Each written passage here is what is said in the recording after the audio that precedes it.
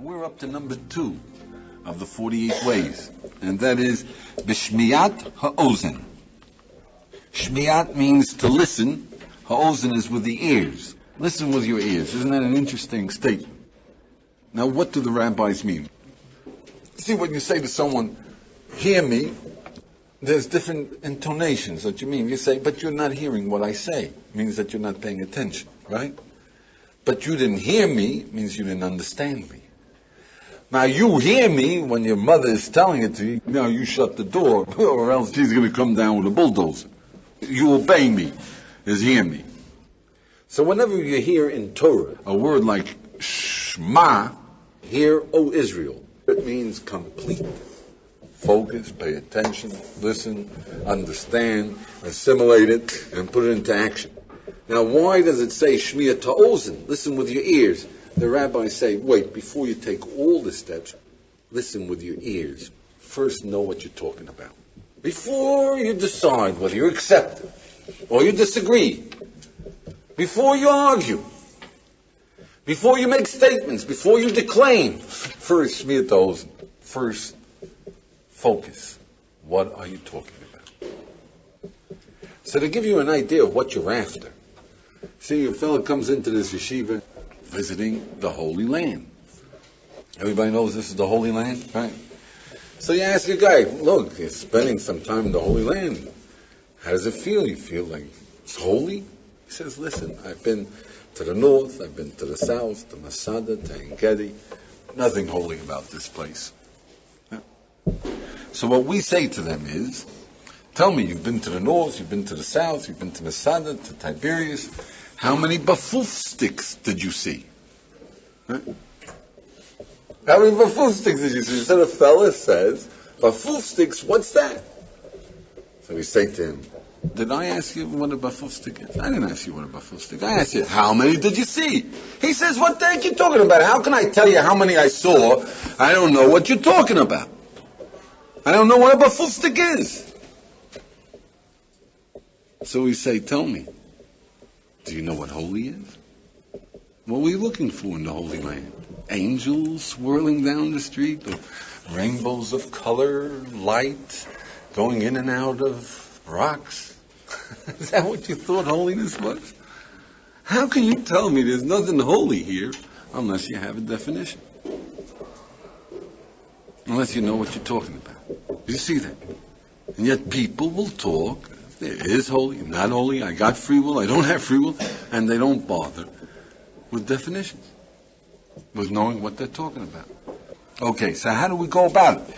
So number 1 is, of course, you've got to first pay attention. First, you've got to focus on what's being said, on what the issues are.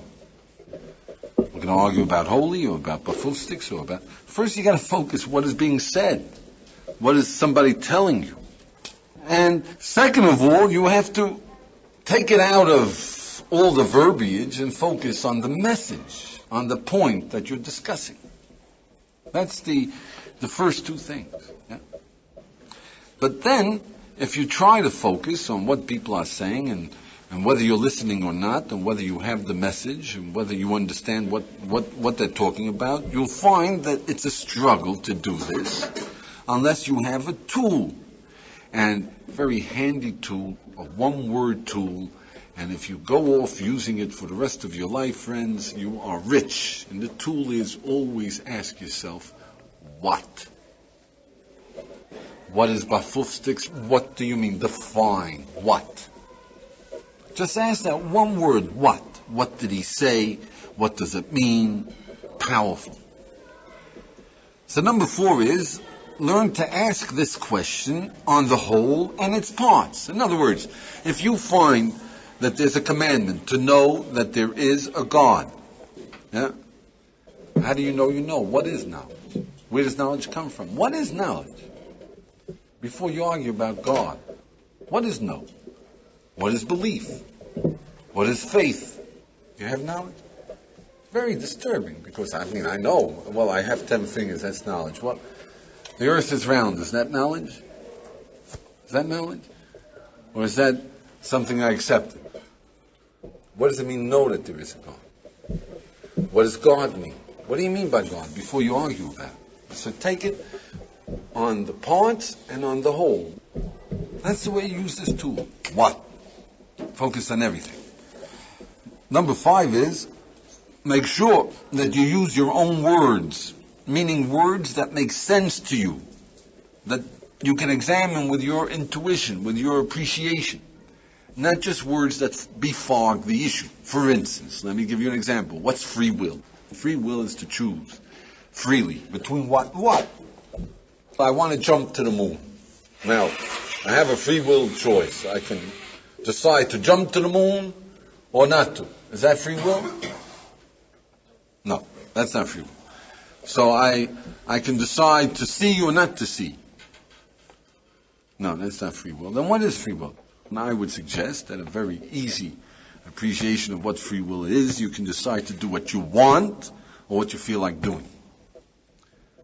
When you have the choice of apologizing, you know that you want to apologize, it's the right thing to do, it will solve some problems, but you don't feel like doing it because it's unpleasant, and for the moment it's very embarrassing.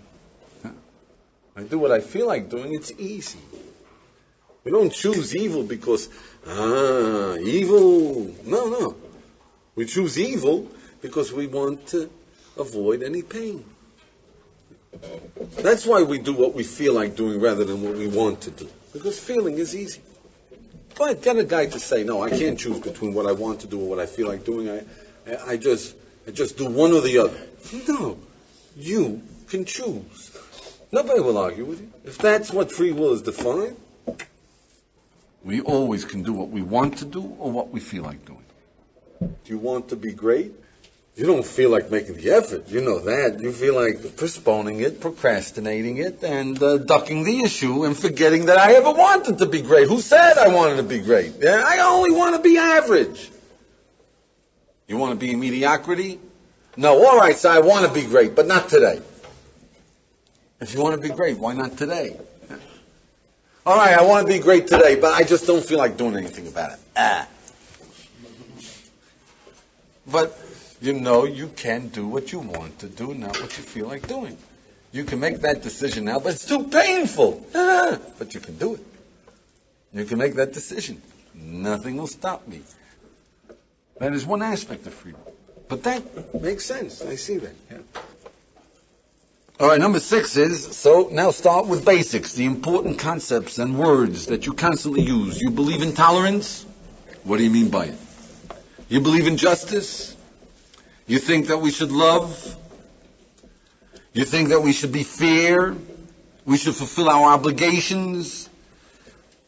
You believe in freedom? Define your terms. Does that make sense? You're using these terms. It's things that you believe in. You want to be good? What do you mean by that? Definitions. Number 7 is, see how important this is. Because, my friends, you ask anybody, are you a good man? He says, sure, I'm a good man, right? Of course I'm a good man, right? Well, what kind of an insulting question is that, right? Yeah? So you say, are you a baffoof stick? What are you talking about? I'm not a baffoof stick. I don't like the sound of the name is enough to say, I'm not a baffoof stick, right? I don't like, you see that? You say, I'm no baffoof stick. Who are you calling a baffoof stick? Wait a moment. A baffoof stick means in Zulabia, you're great. If you're reasonable, you say, well, what does it mean? Do you have a definition? What is good? How do you make a definition? What is good? How do you make a statement? You're good. What do you mean by good? Does that make sense? It's very important. So B of this is to realize how important it is. We use another example, and I hope you remember this example. If you ask any man, are you a good man? He's inclined to say, I'm good. You're a good person? Sure I am. You need to be good.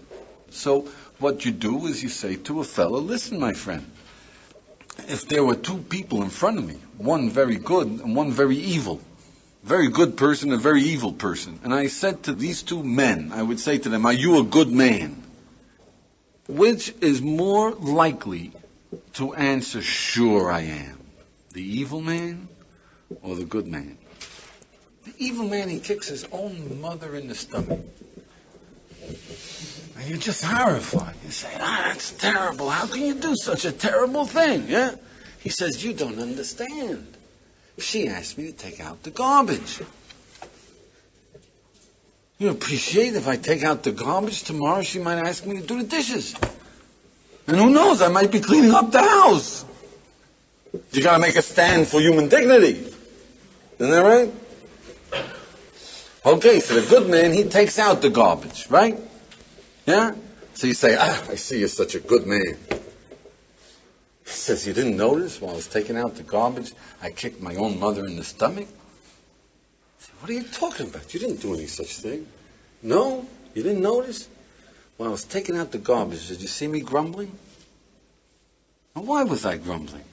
I want to teach her a lesson. She shouldn't go and do this with impunity. Yeah? How should you take out the garbage? You say, it's a pleasure, Mom. You know, you made the supper and everything. My pleasure. It's so hard to be good. Do you see that? We do the same thing. We retaliate, yeah? We know it's wrong, but here I am reading a book. Well, what am I going to do? I'm going to say, yeah? All right, I'm coming. So when we know what is good, at least we got to fight. Huh? Person who has a definition, you don't kick your own mother, finished. Huh? You don't act disrespectfully, finished. You appreciate that you have to give her pleasure and honor, finished. Then you know when you're grumbling, you're not being so good. And you can't really do anything worse than that, right? If you don't have the definition, we do what we feel like doing and we paint ourselves good. So definitions is very important. I hope I impressed it on you. Yeah? You get a clarity and then you have a chance of making it. Number 7 is that we must appreciate that use these concepts with caution until you have satisfactory definitions. All these concepts, I'm a Jew, I'm not a Jew, a good Jew, democracy, fanatic, tolerance, use them very warily. Know what you're talking about before you... First, the definition. What is tolerance? What is brainwashing? What is education? Then you can use them with a little more confidence. But B of this, certainly don't argue about it. Until you have a definition, don't argue. Don't argue whether you got free will or you are good or you're not good until you at least get a definition. Get other people give you their definitions and use your own definition. Number 8 is that now that you appreciate this, we are ready to play a very important game, and it's called the RUIU Game. Did you ever hear of that game? It's a very important game. You see, the RUIU Game is worked on the premise, and it's very educating to play it. It works on the premise that our inclination makes us paint ourselves white. The person that we are arguing with face to face, we paint him gray. And the fellow who can't defend himself, who's out of the picture, we paint him black. So, for example, you take a corner on 2 wheels, say, thrilling. I am very courageous. Yeah? Your friend takes the corner on 2 wheels, yeah? And you're there, and you go, you say, hey, you're being a little foolhardy, right? Yeah? The guy that you're not with and is not around, or you're telling him about your friend and he can't defend himself, you say, he's a reckless idiot. Is that right? That's the RUIU Game. Yeah? So now, the way it works is, you see, that a man is arguing with his son. Yeah? So the man says to his son, you stubborn mule, you. Yeah? The son says, you're not going to brainwash me. I am strong-willed. The father says, me brainwash you, idiot. I'm trying to educate you. Right? Same fact. Just different ways of looking at it, right? So are there any ways of finding the truth? Or are we doomed to saying, I am an educator, you are a persuader, and he is a brainwasher, right? I'm strong-willed, you're stubborn, he's pig-headed. Is this what we're doomed to do? That we'll always paint ourselves white? No.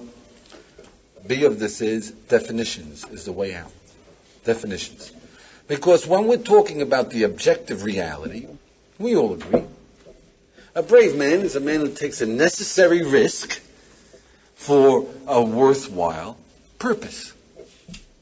If you take danger in order to save a human being or to save humanity, you're brave, right? Foolhardy man is a man who takes an unnecessary risk, but it's for a worthwhile purpose.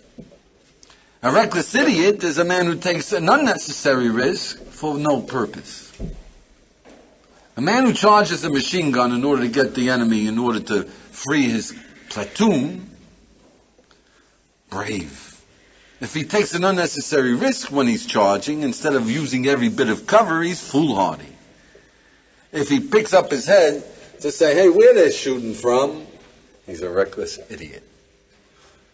Strong will. What's strong will? Strong will means you have evidence, put it on the table. I don't feel like looking at it, but I've got strong will. I'll look at any evidence.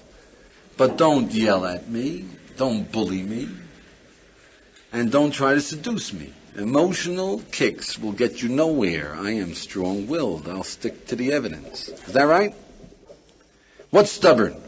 Stubborn is, fellow says, listen, I'll tell you what you're saying and the reasons that you believe the way you do, and I'll tell you why I disagree with you and my reasons. But that's it, friend. I don't want to have this discussion anymore. Finished. Closed. But I know where you come from. And this is my reply, and that's it.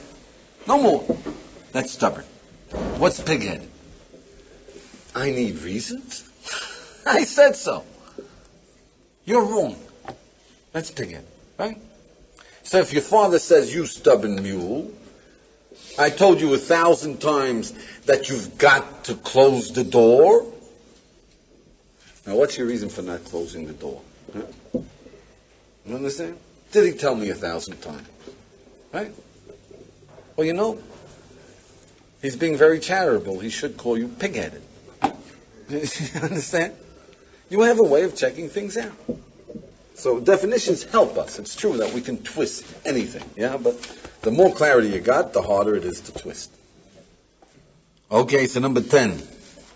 Whenever you hear a piece of wisdom, always remember, define your terms. If I tell you happiness is an obligation, or if somebody says the battle for life is the battle for sanity, what do you mean battle? What do you mean life? What do you mean sanity? Get clarity in every term. What does it mean that there's an obligation to be happy? What is happiness? Everything that you hear, you can't really make decisions unless you ask yourself, what are you talking about? If you say you can't talk to a stranger, what does that mean? You can't. It means that you don't feel like it. That isn't what you're saying. And B of this is, don't react to wisdom till you have your definitions and ask the question, what? Don't tell me that I've learned so much about living. I went to this S course. Tell me, friend, what did you learn? Define it. Does that make sense? You learned so much. What? Number 11 is that especially when you're learning our heritage, Torah, Mishnah, Talmud, that's very heavy, every word. Why do the rabbis use shmiat ha'ozen, hearing with your ears? Why didn't they say just you have to hear wisdom? You've got to first pay attention to what they're saying and define the words before you understand what they're talking about. You know if the Almighty is speaking, you better understand exactly what He's saying. You see, if you're shooting for the moon, a fraction of a logarithm mistake in the arc, then you're lost. Yeah?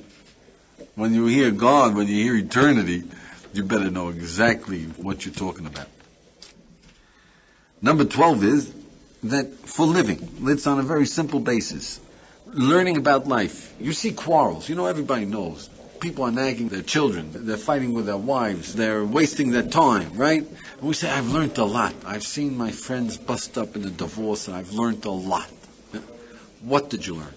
If you don't define what you learned, then most probably you're going to learn the wrong things. You see, most people who go through a divorce say they've learned a lot, but really what they learned is you can't trust women, or I am incapable of living with a woman, or marriage is hell, or that's not what you're supposed to learn. What you're supposed to learn is you should know something about marriage before you get married. Yeah? Now, if you see your friends bust up, we think we learned a lot. What did you learn? That you don't trust yourself when you're going to get married to stay married? Like this, you thought, when I get married, I'll be forever. But I see my friend, who's a nice guy, sweet guy, they were in love. Gee whiz. Might happen to me too. Is that something that you learned? Well, that's a good lesson. It might happen to you, but what can you do about avoiding it? Nothing you can do. If he couldn't avoid it, I couldn't. Wrong lesson. Define it, and then you can put it on the marketplace. You can decide whether it's valid or it's not valid. That's the way to live. That's the way to grow. Number 13 is that for living, it's especially important when you're upset and you're quarreling and you're fighting. That's when we make the biggest mistakes, you see. That's when a husband and wife will get a divorce. The husband says, she's a monster. You know the girl. He loved the girl. You thought she was great. We've been friends for years. She's a monster. And she says he's the devil with horns. There hasn't been an evil created. Wow. Right? People are irrational. So you say, now what's wrong? Tell me exactly what's wrong. Well, he doesn't appreciate me. Wait. What's wrong? What do you think really went wrong? My pride was hurt. Is that right? So when you get involved in the situation, it's all that went wrong. Come on, they're nice people. They start out nice people. They're nice people. Yeah? But their pride got hurt and they escalated.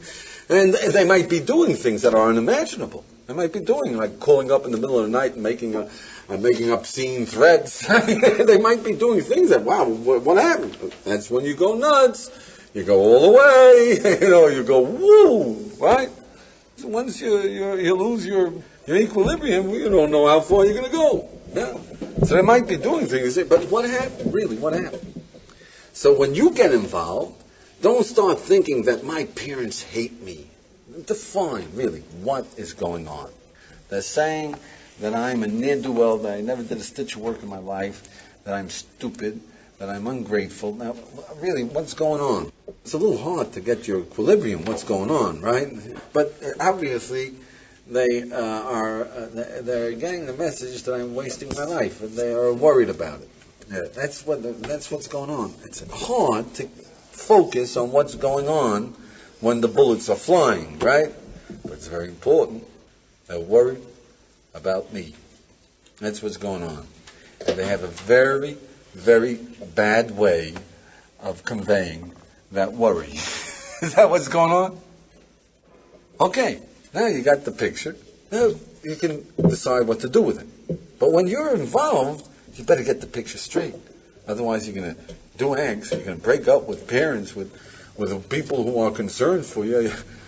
You can do things that are crazy. Get a hold of the picture, especially when you're emotionally involved. Number 14 is anything that's worth your time. You're reading a newspaper, you're touring, define. What did you learn? What are you doing? What do you want to do? You remember reading a New York Times for a few hours and somebody asked you what's new?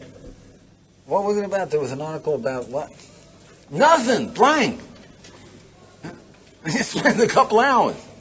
So if it's worth your time, before you go away, ask yourself, so what's new? What did you read? What are they saying? And what does it mean? So you pay attention. If it's worth investing, then figure out what it is that is being said. So be if this is that the same thing goes with novels or with a conversation or with a movies. You're going there. What does Star Wars mean? What does it mean? It was a great feeling, right? But what does it mean? It means that there is this force, right? It means that we feel the force, we like the force, and it's attractive, the force, right? And you got to count on the force, but don't mention God. That would be pretty gauche if they said, "Oh, God will help." Huh? Is that right? They wouldn't have one guy in the audience left. Yeah. The force. Oh, okay, force. The murderer comes in town, and you got to give him a fair shootout. What is being said? See what's being fed to you. Number 15 is that the same thing goes if you're having an argument. Very important. So let's say you're arguing with a fellow for 15 minutes. So what you want to do in order to get out of arguing is ask him to define what is it that I'm saying. Please tell me, what am I saying? I'll tell you what you're saying. Then at least you know you're arguing about the same thing. Do you see that? It'll help enormously in getting a discussion or an argument down to being productive. Okay, so why would we need this? So, friends, you've got to appreciate that if you don't know what you're talking about, it's no use talking. If you don't know what you learn, then it's no use learning. If you don't know what you read, then there's no use reading. So you have to focus on what before you take it anywhere further. It's a tool for living. Number 2 is that if you don't know what you're doing, if you haven't the definition of what you're doing, then you're in trouble. You're trying to be good and you don't know what you're doing. You're confused. Number 3 is that in Judaism we go a lot deeper. We say clarity or death. Either you know what you're living for, you know what you want, you know what your pleasure is, or you're confused. And confusion is a lack of awareness, is death. Either you know what you're living for or you're a zombie. That's why we need Shmiat Ozen. We have to know, we have to get definitions. Definitions is the clarity to live with. Now, as far as an assignment is concerned, I would ask you a simple assignment. These 5 terms, good. Want to be a good man? Get a definition. Tolerance. You believe in tolerance? Fanatic. What's a fanatic? Freedom. Do you believe in freedom? What is freedom? To be able to do whatever you feel like doing? Is that freedom? And brainwashing. What is brainwashing? What's the difference between brainwashing and education? Make a definition for each. What is your definition? You've used these terms. Yeah? What is your definition of good? Make that effort. It's a terribly tough, rough effort, but it's well worth your time.